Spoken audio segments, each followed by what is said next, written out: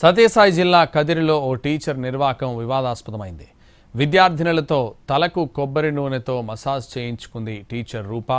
కదిరి నియోజకవర్గం నంబులపూలకుంట కస్తూర్బా పాఠశాలలో పనిచేస్తున్న టీచర్ రూప విద్యార్థినులతో హెడ్ మసాజ్ చేయించుకుంది. కొంతమంది రహస్యంగా ఫోటోలు తీయడంతో టీచర్ రూప నిర్వాకం వెలుగు చూసింది. దీంతో టీచర్ తీరుపై తీవ్ర విమర్శలు వ్యక్తమవుతున్నాయి. ఈ ఘటనపై విచారణకు ఆదేశించారు ఉన్నతాధికారులు.